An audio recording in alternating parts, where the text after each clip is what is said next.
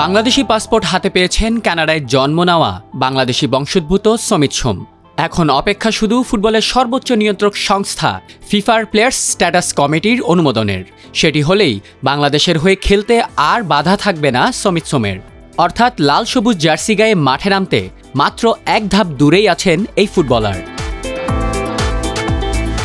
চলতি বছরের 1 এপ্রিল বাফুফের কাছে আনুষ্ঠানিকভাবে নিজের আগ্রহের কথা জানান 27 বছর বয়সী এই মিডফিল্ডার।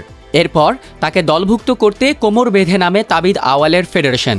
সেই ধারাবাহিকতায় গত 20 এপ্রিল নির্বাচন কমিশন থেকে সংগ্রহ করা হয় তার জন্ম নিবন্ধন সনদ। এরপর 1 মে কানাডা সকার অ্যাসোসিয়েশনের অনাপত্তিপত্র পেয়ে যান সমিত, আর এবার হাতে পেলেন বাংলাদেশি পাসপোর্টও। এ বিষয়ে বাফুফের সহসভাপতি ফাহাদ করিম জানান, সামিতের বাংলাদেশি পাসপোর্ট হাতে পেয়েছি। ফিফা ক্লিয়ারেন্সের জন্য আগামীকালই ফিফা পোর্টালে আবেদন করা হবে। ফিফা অনুমোদন দিলে বাংলাদেশের হয়ে খেলতে আর কোনো বাধা থাকবে না সমিতের। কানাডায় জন্ম ও বেড়ে ওঠা সমিতের বাবা মা দুজনই বাংলাদেশি।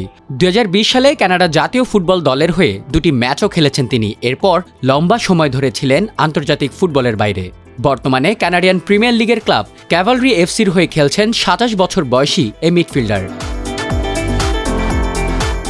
জুনের ফিফা উইন্ডোতে এএফসি এশিয়ান কাপ বাছাইয়ে বাংলাদেশের পরবর্তী ম্যাচ সিঙ্গাপুরের বিপক্ষে। ঢাকা জাতীয় স্টেডিয়ামে আগামী 10 জুন অনুষ্ঠিত হবে ম্যাচটি। সেই ম্যাচে হামজার সঙ্গী হিসেবে সমিত মাঠে নামতে পারবেন কিনা সেটি এখন নির্ভর করছে ফিফার ছাড়পত্রের ওপর। সময় মতো অনুমোদন মিললে সিঙ্গাপুরের বিপক্ষে ম্যাচেই লাল সবুজ জার্সি গায়ে মাঠে নামতে পারেন সমিত সোম।